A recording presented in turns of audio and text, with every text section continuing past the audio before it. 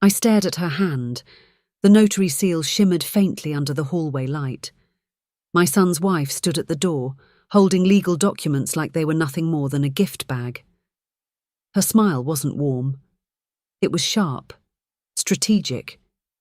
The kind of smile someone wears when they think they've already won. "I just need your signature, Margaret," she said sweetly. "It's just a tiny clause for your son's future." I didn't move. I didn't blink. I just stared. Because if I had spoken, I might have laughed or screamed. She had no idea. No idea that the $25 million she was quietly trying to claw through legal technicalities wasn't even in my name anymore. No idea that I had already transferred it, layer by layer, into something invisible, something unreachable. And God knows, no idea that I'd seen her type before. Before I dive in, I'd love to know where you're watching from. Hit that subscribe button and give this video a like. It really helps more people hear stories like this. I gently closed the front door without a word, because the game had just begun. And I wasn't the one losing. It started 3 years ago, long before that knock on the door, long before the notary came, long before my son walked down the aisle with a woman who'd learned too late not to underestimate me. When my husband died, I was shattered. 40 years of marriage, gone in a heartbeat. I remember sitting in the lawyer's office, barely holding myself together, when they slid the documents across the table. I thought he'd left me a few savings. Maybe the house, but no. He'd left me everything. Every investment, every account, every share. $25 million, tucked quietly away in smart trusts and hidden stocks I never knew existed. He hadn't told anyone, not even our son. I remember whispering, "Why me?" And the lawyer looked me straight in the eyes and said, "Because he knew you'd protect it." At the time, I didn't understand what that meant. But I would. Oh, I would. My son Jacob had always been a kind boy, a little gullible, a little too quick to trust. When he brought Clara home, I could see the warning signs. She was beautiful, yes, polished, confident. But there was something else, something cold behind her eyes. She was always watching, measuring, calculating. I tried to smile through it. I tried to be welcoming. But it didn't take long before she started making quiet jabs, comments about old money rotting in suburban houses, or retirees wasting wealth on cruise ships and pearls. I brushed it off at first, until the engagement. That's when the digging began. She started asking Jacob what I did for a living, why I didn't work, if I had savings, if I owned the house, if Dad had left anything behind. Jacob, of course, didn't know the details, and I kept it that way, because something in my gut screamed, "Keep it quiet." And thank God I did. They got married in spring, a lovely little wedding. She wore designer everything, gifted, she said, by a friend.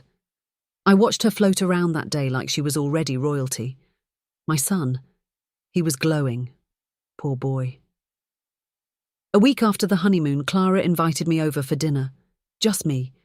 Jacob wasn't even there. She poured me wine, smiled too much, flattered me. And then, without blinking, she said, "Margaret, I think it's time we talk about securing Jacob's inheritance, while you're still, sharp." The glass nearly slipped from my hand. She said it so smoothly, like she was doing me a favour. Then she pulled out the first draft of what she called a family security contract.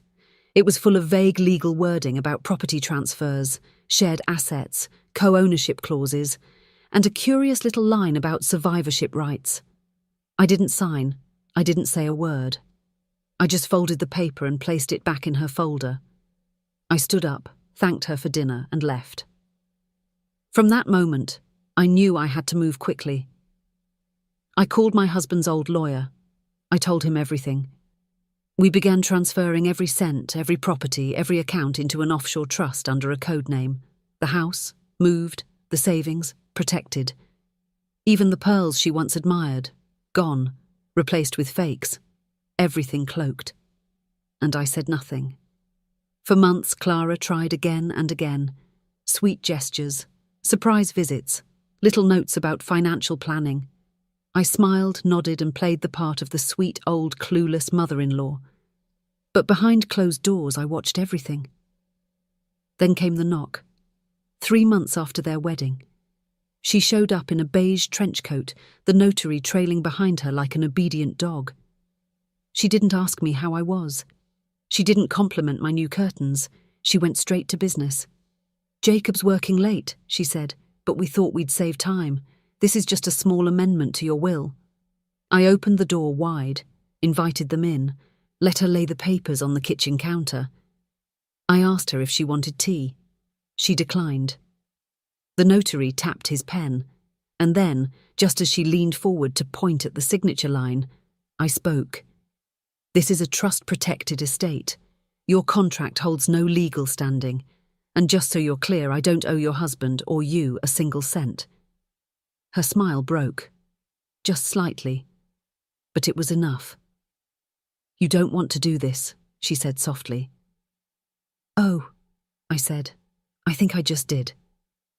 I reached into the drawer and handed her an envelope. Inside was a legal notice, freshly stamped. It revoked her access to the shared financial planner she had been slipping into. It froze the co-signing rights Jacob had foolishly granted her on their joint account. It revoked power of attorney. She stared at it like it was poison. And maybe to her it was, because she hadn't married a rich heir. She'd married a man whose mother had buried the treasure before she ever got close. She turned on her heel and stormed out, the notary awkwardly trailing behind. I watched them go. Then I locked the door and smiled. Because this was only the beginning, and she had no idea what else I'd planned. The next morning, the silence in my house felt different. Not peaceful like it usually was, but watchful. Like the walls had heard Clara's threats and were holding their breath along with me. I moved slowly through the kitchen, making coffee as if it were any other day. But I was alert. I knew she wouldn't stop. Not after last night. Clara didn't like being told no, and she certainly didn't like being outplayed. I had seen it in her face when she read that legal notice. Her eyes had flickered, just for a moment, first in disbelief, then in rage. And when a woman like Clara feels rage, she doesn't scream. She schemes. Sure enough, I didn't have to wait long. That afternoon, I received a phone call from Jacob. His voice was different, tight, confused, and almost rehearsed. "Mum," he said, "Clara told me you were acting different last night. She said you threatened her." "Did she now?" I said, calmly sipping my coffee. He hesitated. "She said you're hiding money, that you're being manipulated by lawyers trying to take advantage of you." I didn't laugh. I didn't even sigh. I just said, "Jacob, come over tonight. Alone. We need to talk." There was a pause. Then a reluctant, "Okay." He came at 6:30, wearing the jacket I'd given him for his birthday, looking older and more tired than a newlywed should. When he sat down, I noticed he didn't look me in the eyes. "She's just worried about you, Mum," he said. "You've been distant, secretive, and she said she saw some paperwork that looked complicated." "Jacob," I said gently, "how much do you know about our finances?" He blinked. "You mean Dad's inheritance?" I nodded. "I mean, I assumed it was enough for you to live comfortably," he said. "I didn't want to pry. Clara just thought we should make sure nothing happens to it." I leaned back in my chair, folding my hands. "I want you to listen to me carefully, Jacob," I said. "Your father left me the responsibility of that inheritance, all of it, because he trusted me to protect it, not just for myself, but from people who would try to take it." He frowned. "You think Clara would—" "I don't think, Jacob," I said quietly. "I know." He looked away, shifting uncomfortably. "I found documents in her drawer," I continued. "Plans to transfer assets, open shared accounts in offshore banks under her maiden name." I said nothing because I wanted to believe she'd grow out of it. But last night she crossed a line. Jacob's face went pale. Mum. She told me you yelled at her, that you refused to cooperate with some trust setup we were all supposed to benefit from. I stood up and walked to the cabinet, pulling out the file I'd kept sealed for months. I dropped it on the table in front of him. Inside was everything: the lawyer's breakdown of the trust, screenshots of her communications with a financial advisor she hadn't told Jacob about, and copies of the paper she tried to get me to sign. He flipped through the pages slowly, his hands trembling. By the third document, he stopped. His jaw clenched. She never told me about this, he whispered. No, she didn't, I said, because it was never about protecting family, it was about control. He sat in silence for a long time. Then, barely above a whisper, he said, "What do I do?" I looked at my son, my sweet boy who'd never had a cruel bone in his body. He wasn't built for war, but I was. You don't do anything, I said. You go home. You kiss your wife. You act like everything's normal. But let me handle it, I said firmly. I've already started. He gave me a look, half fear, half trust, and nodded slowly. Then he left. I waited until I heard his car disappear down the street. Then I picked up the phone. "Richard," I said when the line picked up, "activate the asset freeze, and I want a security audit on Clara. Everything she's touched in the last 6 months." "Yes, ma'am," came the response. Because unlike her, I had real professionals, not some second-rate notary with a portable printer. The next few days passed like a strange dream. Clara didn't come around, she didn't call. And Jacob was quiet. Too quiet. But I was patient, because I knew what was coming, and I didn't have to wait long. On the 4th day, I was pulling weeds from my backyard garden when I saw the black SUV pull up across the street. It parked, sat there, didn't move. I watched from between the hedges, pretending to dust off my gloves. Then I went inside and checked the camera system. 4 high-end security units my husband had installed before his passing, still as sharp as ever. The man in the car wasn't one of my neighbours. He wasn't a friend. He was surveillance. I called Richard again. "They're watching me now," I said. "Good," he replied. "Let them." "What's the next step?" He paused. "We wait. Then we bait." That night, Clara made her move. She invited me to dinner, at her house. Jacob was supposedly away on a work trip. I accepted. I dressed carefully, nothing flashy, just a navy blouse and a single strand of pearls. She greeted me with fake warmth and a too-tight smile. The table was set like a magazine spread. White plates, folded napkins, even tiny name cards. I didn't touch the wine she poured. We made small talk. She tried to dig again, asking about my estate planning, my retirement plans, and whether I had considered creating a family trust that would benefit future grandchildren. I smiled, nodded, and changed the subject. Halfway through dessert, she pulled out another envelope. "I think you'll like this one," she said. "I hired a much better attorney this time." I took the envelope, didn't open it. Instead, I reached into my bag and pulled out something of my own. A simple photo. It was of her, sitting at a patio bar in Monaco, across from a man who wasn't Jacob, laughing, holding hands. I slid the photo across the table. Her face changed immediately. "You had me followed," she snapped. "No," I said softly. "I had you watched." She stood up so fast her chair nearly fell back. "This is a violation," she hissed. "You think this scares me? I'll tell Jacob you're unstable, paranoid." I stood up too. "You won't tell him anything," I said, "because you've already been removed from every document, every plan, every account. And if you push further, the prenup your husband never read will come into effect." She blinked. "What prenup?" I smiled. "The one I made him sign before he married you, hidden in the wedding paperwork, disguised as a vendor form." She paled. I leaned forward. "You see, Clara, I've known girls like you since I was 17. I used to be one." Her mouth opened, then closed.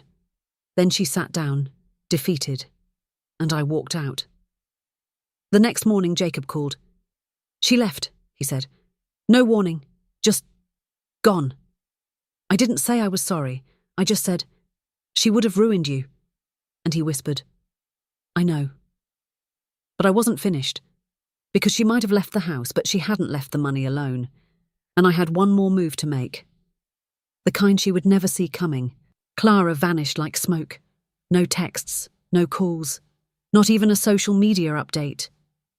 For someone who lived her life online, curated, filtered and flaunted, her silence was louder than any scream.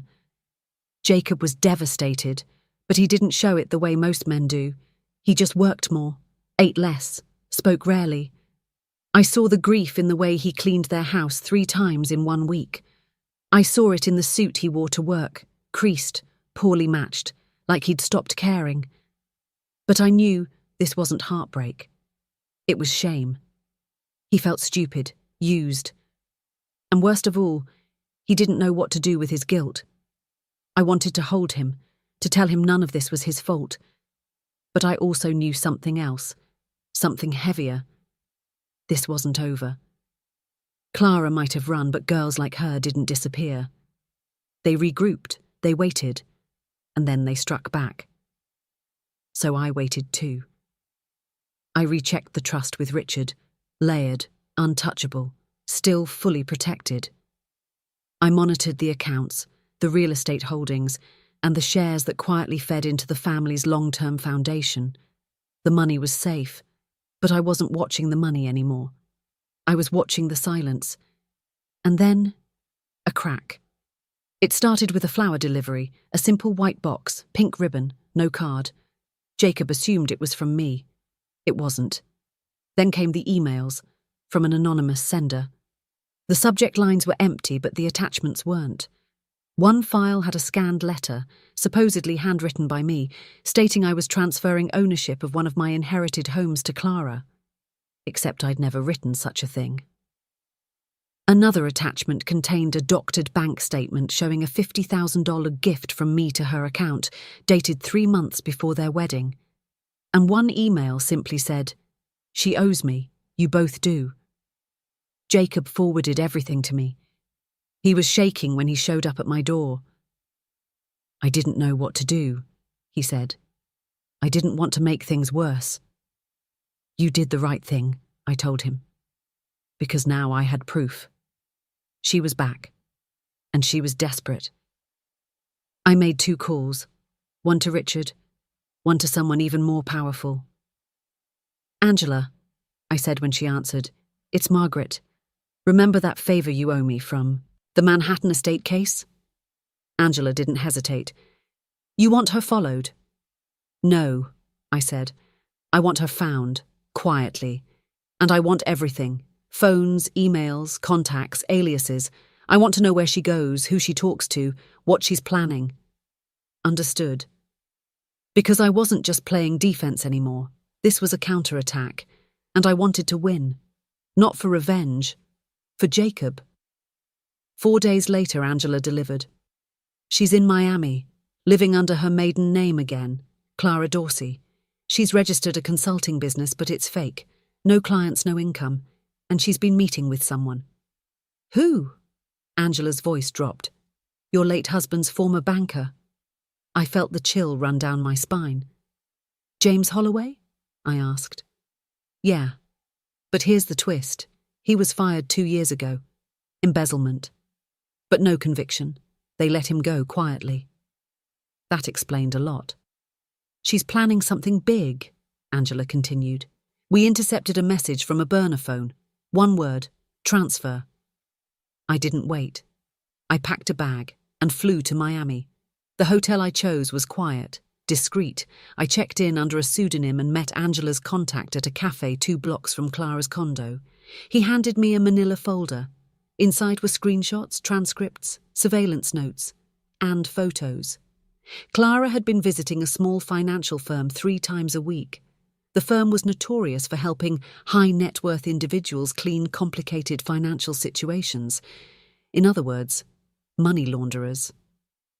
She's trying to move money that doesn't exist, Angela said over the phone. But if she finds a weak link, she might fake it. That's when I remembered. The charity. A small silent piece of my estate was routed through a private philanthropic fund. It was legitimate, but lesser protected. And if Clara could convince the right person that I was donating $2 million to her consulting firm, and if she had forged letters ready, she could steal it. Fast. I had one day to stop it. I showed up at the financial firm the next morning, dressed sharp, calm and collected. "I'm here to inquire about Clara Dorsey's pending deposit," I said smoothly. "I'm her trustee." The receptionist looked confused. I'd need to call someone." "Of course," I said. "Let them know Margaret Wexley is here." It worked. The name alone still carried weight. 10 minutes later, I was ushered into a glass office where a pale young associate waited with trembling hands. "I'm not sure I can disclose." I opened my folder.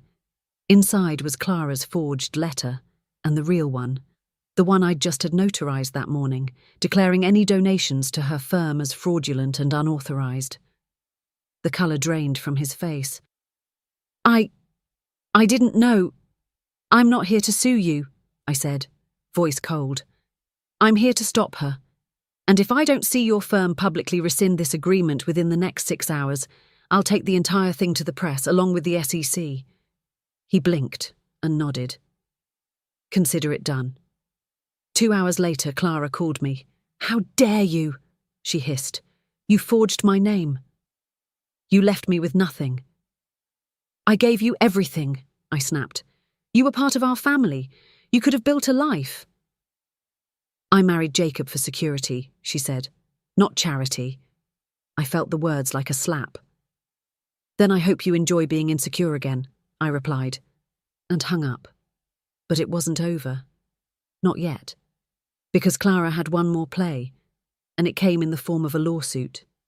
Filed in Miami County, claiming emotional damages, unlawful interference in inheritance, and reputational destruction. A joke, but a dangerous one.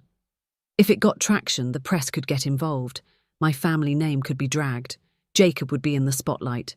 And Clara? She'd get exactly what she wanted: attention, sympathy, leverage. But she had made one mistake. She filed using a false declaration of her assets, and I had the proof. So I took it to court, not to win money, to destroy her credibility. The hearing was short, brutal, surgical. I watched her squirm on the stand as the judge read the financial report Angela had provided. "You lied under oath," he said sternly. "You claimed poverty but had $230,000 in unreported crypto earnings. You claimed to live alone but share an apartment with a known white-collar felon. Your case is dismissed with prejudice." Clara didn't even look at me as she left the courtroom, but I looked at her. I looked right through her, and I knew. She was finished. That night I flew home. Jacob met me at the airport. He didn't say anything. He just hugged me for a long, long time. And for the first time in months, I let myself breathe. But deep down, I knew there was still more to untangle. Because Clara hadn't just broken our trust. She'd cracked something open inside me, something I thought I buried with my husband, the need to protect what's mine, and the will to fight for it. I returned home to find the garden blooming in ways I hadn't noticed before. Funny, isn't it? How sometimes we don't realise what's been growing under our nose because we've been too busy watching for weeds. Clara was gone, at least for now. But her shadow lingered. Not in Jacob's house, not in court, but in my chest, in the quiet moments. I poured myself a cup of chamomile tea and sat by the living room window, the one that overlooked the front gate. My husband, God rest his soul, had once told me, "The best generals never fight the battles they can outsmart."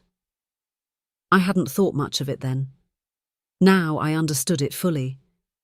But even as I tried to relax, something kept tugging at me. A loose thread. A question I couldn't shake. How had Clara known? How had she known where to dig? What to ask Jacob? Which accounts to pry at, which lawyer to approach.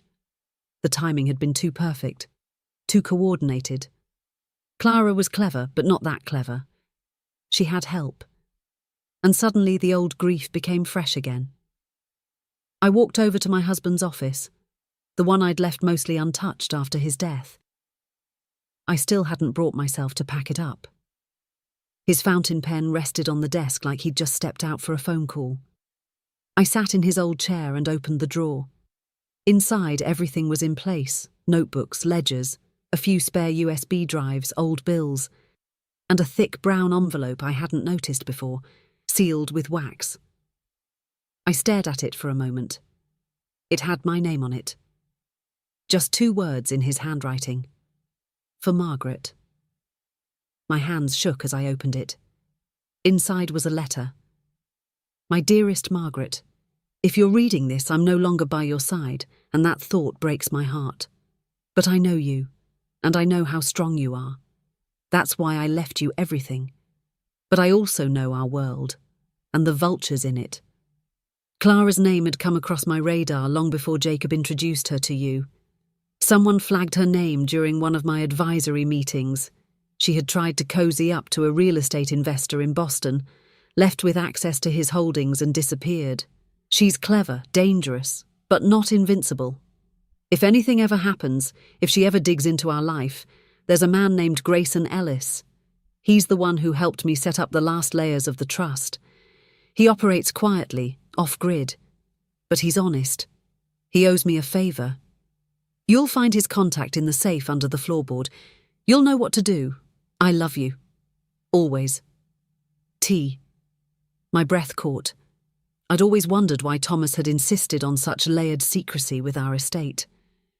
I used to think it was paranoia. Now I saw it was foresight.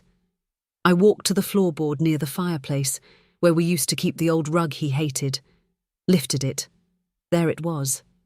A small digital safe, flush with the wood. I entered the birth year of our son, Jacob's. It clicked open. Inside was a single business card. Grayson Ellis, Strategic Trust Architect. We don't protect money, we protect peace. No phone number, just an address. It was in Vermont. 2 days later, I was on a train heading north. The town was small, quiet, the kind of place you'd miss if you blinked. I followed the directions, down a gravel road, past an old water tower, and stopped at a cabin nestled between 2 weeping willows.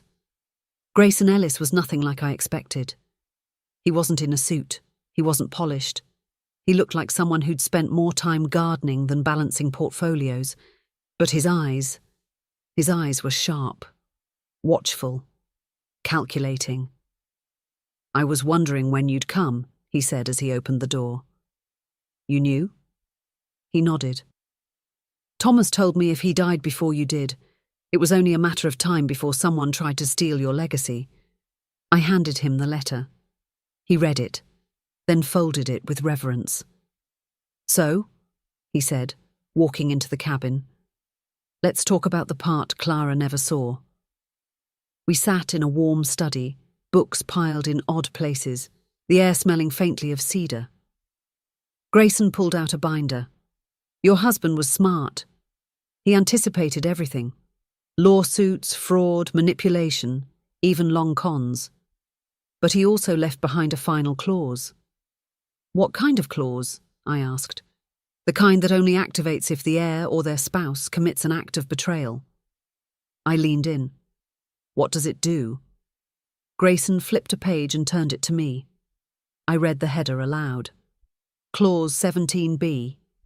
In the event of exploitation, manipulation or attempted theft from any party linked by marriage to the direct heir, the trust shall auto-redirect to a secondary beneficiary chosen by the primary holder. I blinked. You mean... Grayson smiled. Yes. If Clara made one wrong move, and she did, the entire structure shifts. The estate bypasses Jacob temporarily and redirects to a holding account only you can access, until he formally separates from her. I stared at him. You built this? I built peace, he said again. Your husband designed it. And just like that, I realized. Clara had failed before she even began. I returned home with a new fire inside me. I told Jacob everything. At first, he looked stunned. "You mean she never had a chance?" "No," I said. "She thought she did, but your father saw her coming before you even met her." He ran a hand through his hair. "She messaged me last night," he said softly. "Said she was sorry. Said she didn't mean for any of this to happen." I nodded. "She meant it the way a con artist means it, just enough to hook you again." He looked down. "I'm filing the divorce this week." I placed a hand on his. "You're doing the right thing." But the story wasn't finished yet. 2 weeks later, I received a letter in the mail. No return address. Inside was a printed screenshot. Clara, in another city, with a new man, new name, new consulting firm. Same game.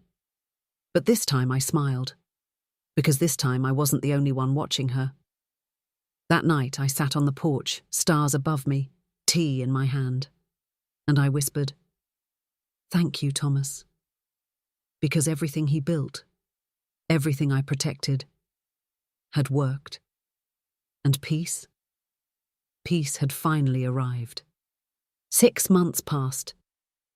The air in my home felt lighter, like I could finally breathe without second-guessing each sound or shadow. The garden had grown wild in my absence, tomatoes climbing fences, lavender blooming wherever it pleased. But I didn't mind. Life had a funny way of flourishing once you stopped trying to control every leaf.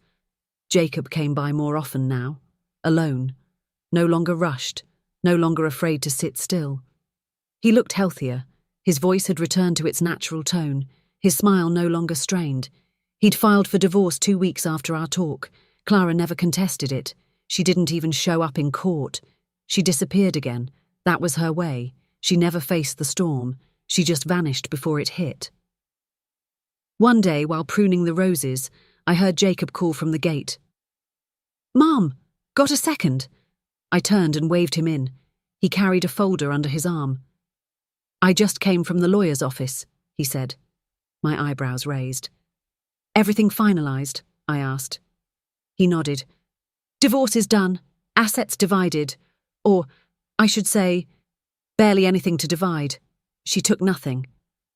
I poured us both lemonade, and we sat on the porch. "I think she knew there was nothing left to win," I said. He gave me a small smile, but there was something in his eyes, something restless. "I've been thinking a lot lately," he said. "About Dad, about you. Everything you both did to protect me, even when I didn't deserve it." "You always deserved to be protected," I replied. "You were just too trusting." He paused. Then he opened the folder and pulled out a page. "What's this?" I asked. "A proposal," he said. "I've been volunteering with a non-profit that helps people, especially women, escape financial abuse. It got me thinking. I want to create a foundation, in Dad's name, for women like you, women who are overlooked, underestimated and preyed upon." My heart stopped, then swelled. "You want to use the inheritance?" I asked. He nodded. "Not all of it, just a portion. Enough to build something real, something Dad would be proud of." I smiled, for the first time truly smiled. "He would love that," I said. So we did it. The Wexley Foundation for Financial Justice launched 3 months later, and the first woman it helped? Her name was Grace, a widow, 62. Her son's fiancé had convinced her to co-sign a business loan for a boutique that never existed. She'd lost half her savings. The lawyers she called didn't take her seriously, until ours stepped in. We got her justice, and she cried when she received her check from the foundation. "I thought I was stupid," she said. "No," I told her, holding her hand. "You were just trusting. That's not a weakness, that's a gift. The world just forgot how to honor it." More women came, and we kept helping. Then one morning, 6 months later, I received an envelope in the mail. No return address. Inside was a single photo. Clara, wearing dark sunglasses, standing in front of a courthouse. Married again. Same smile. New man. And beneath the photo, scribbled in handwriting I recognized immediately, was a single line. "You win, Margaret. For now." I stared at it for a long moment, then placed it in the fire. Because Clara didn't matter anymore, not to Jacob, not to me, not to the legacy we were building. She was a closed chapter, one of many. Now, when people ask me why I stayed silent about the $25 million, I don't say much. Because they wouldn't understand. It wasn't just about money. It was about trust. It was about instinct. It was about protecting the parts of my life that no one else could see. My son's spirit, my husband's memory, and the peace we built between them. And as I watched the foundation grow, see Jacob stand confidently beside me, and hear the laughter of women who found their strength again, I say quietly, under my breath, thank God I stayed silent. Thank God I waited. Because in the end, I didn't just keep my fortune. I multiplied it. In hearts, in healing, and in hope.